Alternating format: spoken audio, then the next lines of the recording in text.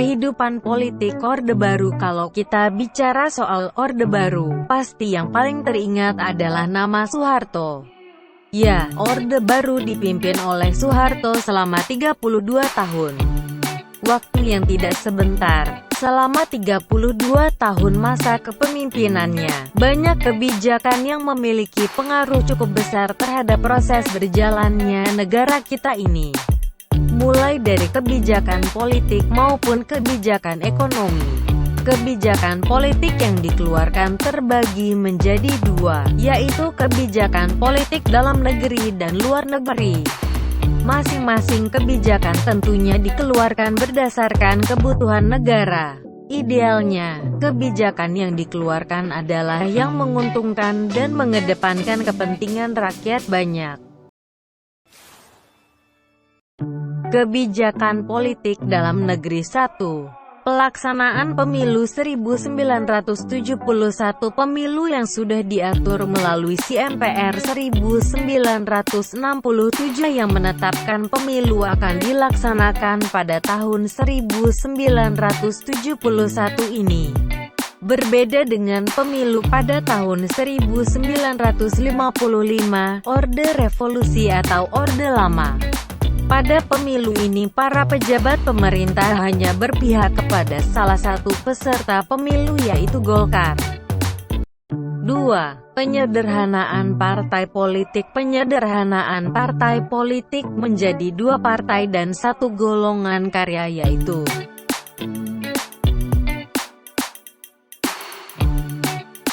Fungsi ABRI. Fungsi ABRI adalah peran ganda ABRI sebagai kekuatan pertahanan keamanan dan sebagai kekuatan sosial politik.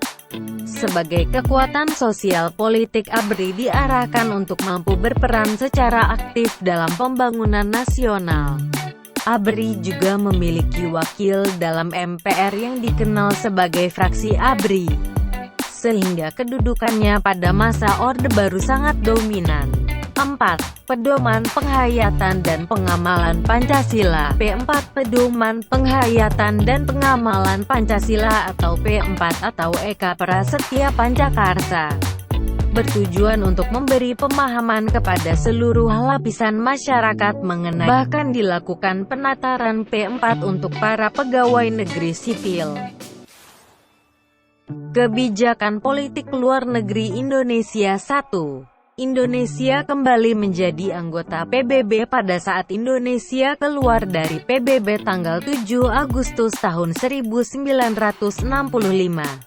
Indonesia terkucil dari pergaulan internasional dan menyulitkan Indonesia secara ekonomi maupun politik dunia. Keadaan ini kemudian mendorong Indonesia untuk kembali menjadi anggota PBB berdasarkan hasil sidang DPR GR. Pada tanggal 28 September tahun 1966, Indonesia resmi aktif kembali menjadi anggota PBB. 2. Pemulihan hubungan diplomatik dengan Malaysia dan Singapura dan pemutusan hubungan dengan Tiongkok. Pada tahun 1965, terjadi konfrontasi antara Indonesia dengan Malaysia dan Singapura.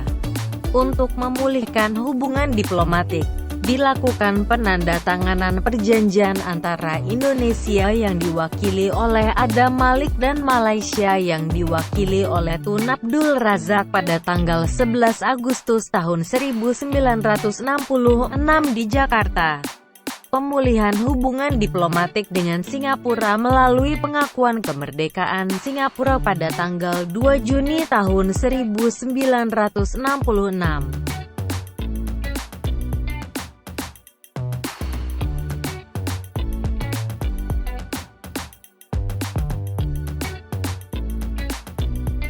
1. Rencana Pembangunan 5 Tahun, Repelita. Pada April tahun 1969, pemerintah menyusun Rencana Pembangunan 5 Tahun, Repelita, yang bertujuan untuk meningkatkan sarana ekonomi, kegiatan ekonomi serta kebutuhan sandang dan pangan. Repelita ini akan dievaluasi selama 5 tahun sekali. A. Repelita I. Tanggal 1 April tahun 1969 sampai 31 Maret tahun 1974. Sasaran utama yang hendak dicapai adalah pangan, sandang, papan, perluasan lapangan kerja, dan kesejahteraan rohani. B. Repelita II. Tanggal 1 April tahun 1974 sampai 31 Maret tahun 1979. Menitik beratkan pada sektor pertanian dan industri yang mengolah bahan mentah menjadi bahan baku.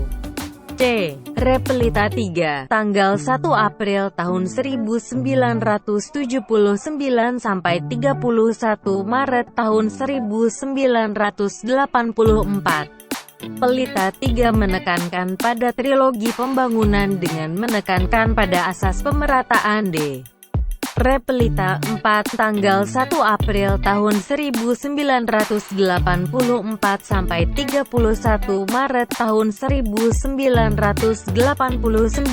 Menitik beratkan pada sektor pertanian menuju swasembada pangan dengan meningkatkan industri yang dapat menghasilkan mesin-mesin sendiri. E. Repelita V. Tanggal 1 April tahun 1989 sampai 31 Maret tahun 1994 menitik beratkan pada sektor pertanian untuk memantapkan swasembada pangan, meningkatkan produksi pertanian, menyerap tenaga kerja, dan mampu menghasilkan mesin-mesin sendiri. F. Repelita V dimulai pada tahun 1994. Pembangunan berfokus pada sektor ekonomi, industri, pertanian dan peningkatan sumber daya manusia. 2. Revolusi Hijau. Revolusi hijau pada dasarnya adalah suatu perubahan cara bercocok tanam dari cara tradisional, peasant, ke cara modern, farmer.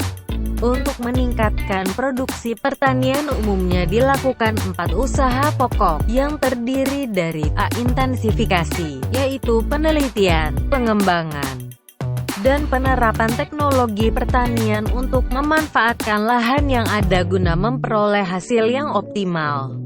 B. Ekstensifikasi, yaitu perluasan lahan pertanian untuk memperoleh hasil pertanian yang lebih optimal. C. Diversifikasi, keanekaragaman usaha tani. D. Rehabilitasi, pemulihan daya produktivitas sumber daya pertanian yang sudah kritis. Arigatou!